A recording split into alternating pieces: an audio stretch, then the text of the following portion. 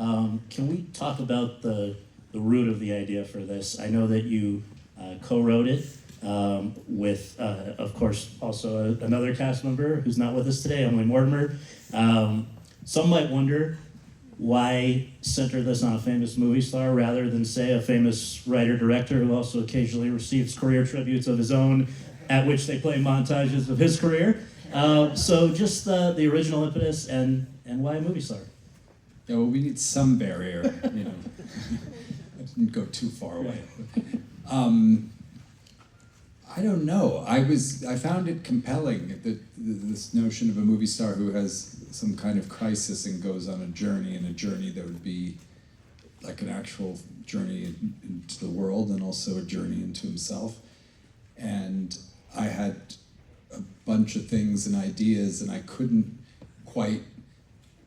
I didn't know quite what to do with all of them, and I was talking to Emily about it, and she just asked all the right questions, and then when I talked to her about it, I really liked it, you know, the movie, and because I was sort of thinking, is this what I'm going to do, or maybe this I'm going to do something else, and then I just, like, on a whim was like, just, do you want to do this with me? And you know, if it goes south, we can always just stop or whatever. But it was such a great collaboration, and so she and I then, you know, went on. At that point, it was probably at least a year or so that, you know, that we really just worked and shaped the movie. And my understanding is that you guys wrote it thinking about George Clooney for the main role, which I guess begs the question, what happens if George Clooney, for any reason, maybe because, you know, I think it's a brave thing that he took on the part, which people might, you know, this is an actor, Jay Kelly from Kentucky, often described as the last real movie star, critical and commercial, you know, successful guy. There's a lot of things here that people might assume this character is George Clooney, which maybe wouldn't go over. What would you have done if he said no, and why was he the one that you were thinking of when you wrote it? Well, not to mention what he has to do in the movie. Right. I mean, it's like a character who's running from himself, and he's very good at deflecting and hiding, and you know, and as we see in the movies, these memories come at him. We always describe the memories as like headwinds, like that you have an actor playing. The actor who was playing Jay Kelly had to then actually start to reveal more of himself, and there's more vulnerability. And so I knew when George also, he said yes within 24 hours, and I knew immediately when he said yes he was going to be amazing, because you know, he knew what it was in front of him and what he was going to have to do. And it was so important for the movie. I mean, in answer to your question, I don't know. I think we wouldn't have made the movie. I think the audience needed to have a history with the actor playing Jay Kelly the same way that the people in the movie have a relationship with Jay Kelly. And George is so. I mean, George feels like he could be a movie star in any era, which also I think, you know, we weren't interested in making a movie. I mean, it's inherent. I think the aspects of now are kind of inherent in the story, but we weren't interested in like picking apart the business or, you know, what it means to be famous now, as much as we were, you know, to make a movie about identity. I mean, you make a movie about an actor, you're making a movie about the self and all of our journeys, in, you know, through life, and our relationship with our public self and our private self, and by choosing a movie star, it gave us this opportunity to do it in this sort of outward way. And so, you know, again, I mean, what George does, you know, and he just starts to reveal more and more and more comes through, and it's really, it was just beautiful to watch. I promise I'm going to start spreading these around in a moment, but one more for Noah before I do that. There's another actor in this film who there's several who we've known and loved for decades, but I'm going to start with asking you about this one. Maybe not all of his movies have gotten the respect that this movie is getting, the critical respect, but he's brought a lot of people a lot of joy over a lot of years, and has really stretched... Patrick Wilson. We were both just doing that to each other. But in all seriousness, I mean, I don't know that the person I'm going to ask you about has always gotten credit for stretching himself as much as he has. I just want to mention a few quick things. Punch Drunk Love, Spanglish, Rain Over Me, your film, The Meyerowitz Stories, Uncut Gems, Hustle. So Noah, for the part of Ron, why did you go back to Mr. Adam Sandler? I mean, well, Adam and I fell in love with each other on The Meyerowitz Stories, and we became very close, and our families are so close and love each other. My son Romer, who's here, it basically lives at Adam's house half the year. And I, because of the character of Ron, I also wrote for Adam because I felt like, you know, Adam, even though you would think, well, he's more Jay Kelly in terms of who Adam Sandler is, but the way Adam is in the world, his heart and his generosity and his loyalty, the people who work with him have been with him since the beginning, and the way he is with his family, and it's just so beautiful. And I felt like, well, that's what Ron is doing, is this caretaking role. It was something that Adam, in a way, could play something that was very close to him, but in disguise. And I thought that was, that was really exciting to me. And I thought also a way to sort of, in some ways, pay tribute to the Adam I know and love. That's beautiful. Thank you. Well, so Adam, I'd love to hear what your reaction is when you saw what Noah had written for you, but also, I mean, having been in the business for as long as you have, I know that you've had a direct view into the actor-manager relationship with all of its friend-employee complexities. I wondered if that or anything else specifically really particularly informed the way you approach this guy. Thank you. First of all, thank you to Noah for this part. You're a great man. All of us thank you, because what a guy he is. He writes the most beautiful lines, and we get to say them, and thank you.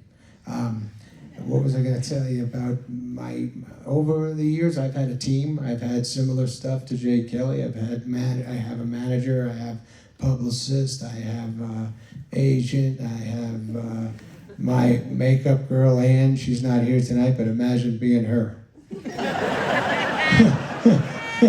Imagine that every morning, just going, what the fuck do you think I could do, man? I'm just like, I know, I get it. Move on. But no, I really, really love being this guy who just loves his client, loves Jay, considers him nothing but just they're in it together, and his success is, he feels the same success, and when something goes wrong, he feels the same pain, and my team feels that way also. When things go wrong, they definitely shook up. When we have a nice moment, they're as excited as I am. So I connected with my guys. Yeah, absolutely. And I know that, as Noah alluded to, you've been exceptionally the opposite of Jay Kelly in some ways, with casting people that you've known forever in your films, and being very present with your family. I think your whole family was in Happy Gilmore too. It's like really, but even that being the case, has the experience of being part of this movie, watching it, thinking about it, made you look at your kind of role as a movie star or movie stardom overall any differently than you had before?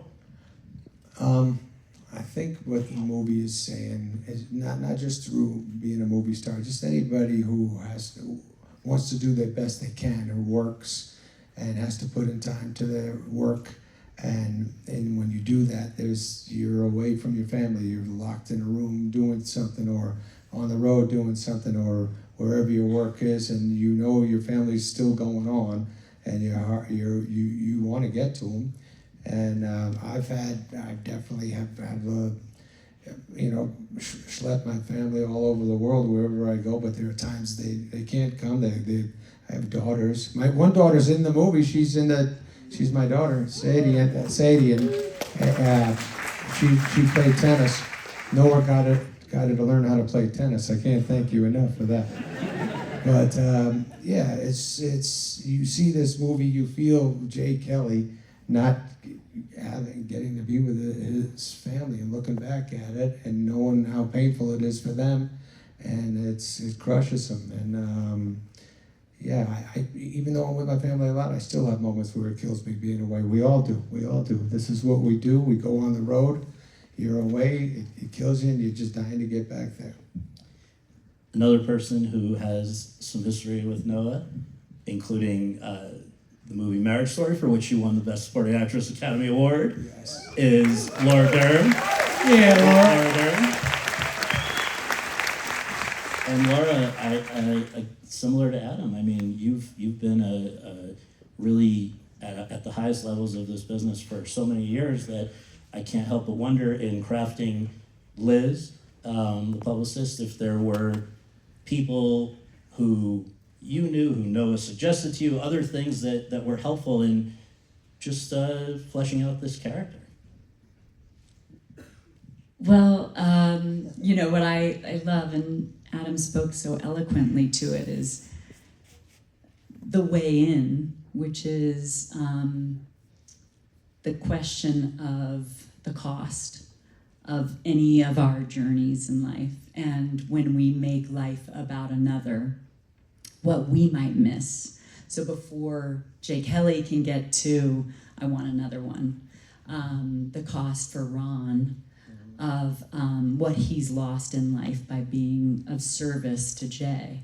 And so this idea of bringing me into the opportunity of, helping Ron's journey of getting to the place where he's also willing to get off the train, by Liz showing him that, was beautiful. And getting to stare in the eyes and work with the face that Anne gets to make up every day was the dream of my life. We had fun, yeah.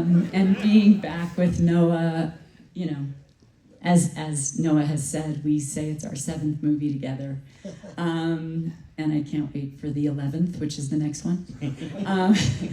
But it's the dream of my life, because he creates home and makes you feel the safest you've ever been, and then, gifts you with these people you get to dive right into, whoever they are, even if they're the very people you've been surrounded by your whole life, which I too have had the good fortune of being surrounded with publicists.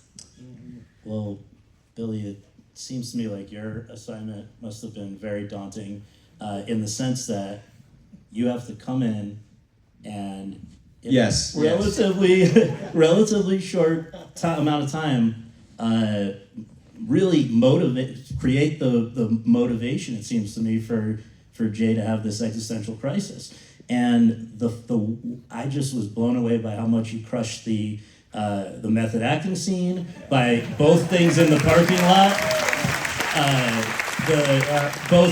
Where we think he's kind of stalking him at the beginning, and then where they blow up, it takes a turn at the end of the other parking lot. I guess I just wonder how you prepared to execute those scenes, and if it's any different than when, as is often the case, you are the guy who's in the entire movie. Is it a different process of preparing to do what you do? Well, thank you. I mean, the complexity of that question, it gives you insight into what a gift it was to have Noah come to me with this proposition, because I think that was and you have to understand, I mean, I've been in New York for over 30 years now. Noah is a fixture of the independent cinema scene there. And every one of my friends has worked with him at some point or another, and I was desperate to be in one of Noah's movies. So I was ready for anything, and then I read this, and I was like, fuck.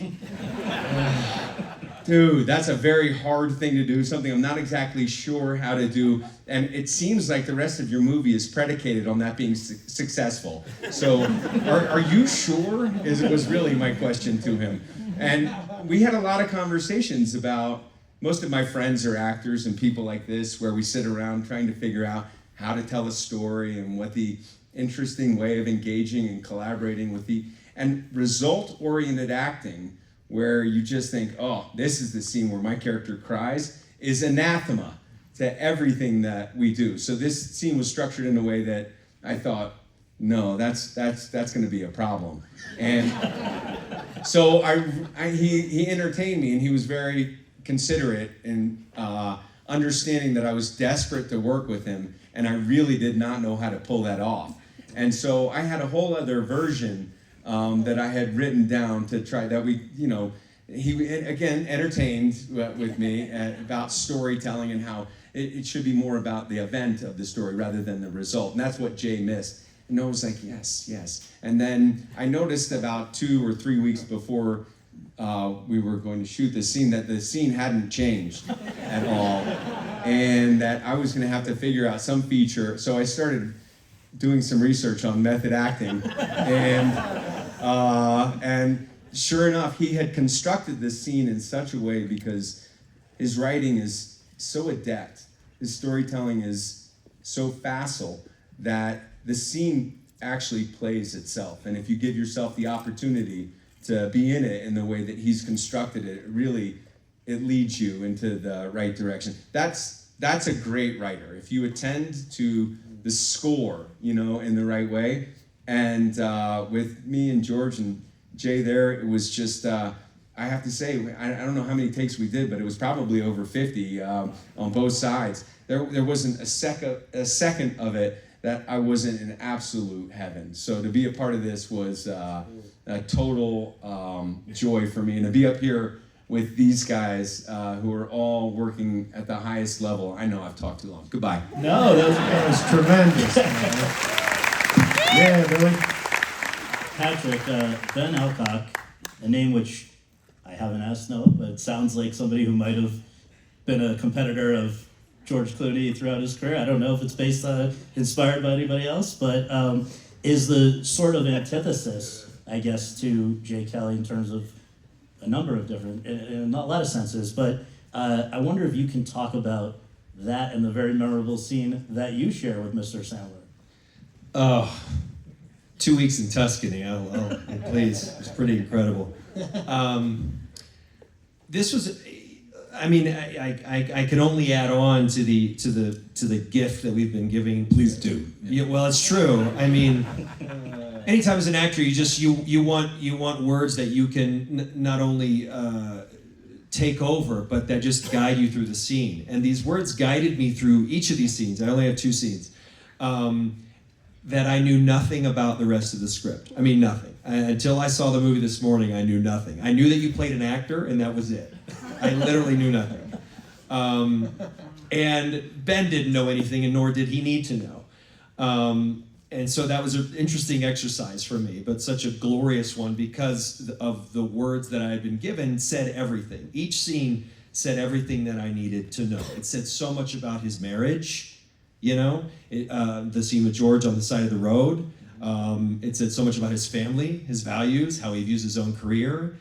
And the scene with Adam, I mean, I had no idea how that was going to go down. And I just said to Adam earlier, by the time you killed your scene so well, and I was like, oh, Jesus, he's really going for it.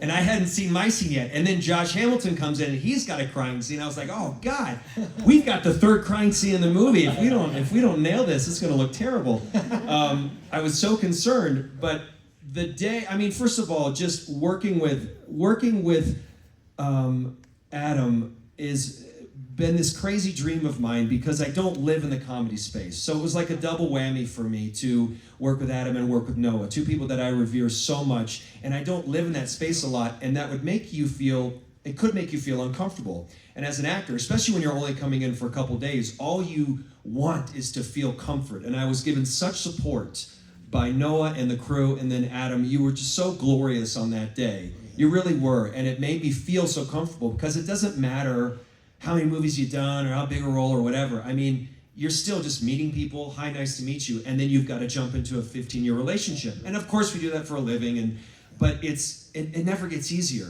And you're really dependent on the people that hire you and that trust you, because it's all about trust. It's a very Mike Nichols thing, actually, right? It's something Mike Nichols taught me that I'm sure shared with you as well. That kind of trust because all you want to feel is comfortable, able to fail, and able to succeed. And so I didn't know what the scene would look like because we did 30 different versions with shit flying off the table and then some calmer ones. And so, but I knew it was going to be honest because I'm looking across this guy who was lights out every single take. I mean, I just love your work and I love your work in this movie. So I knew I just had to react and be open. And I've never had a scene like that. I did have to fire an agent once years ago. But it was never like that. Well, we're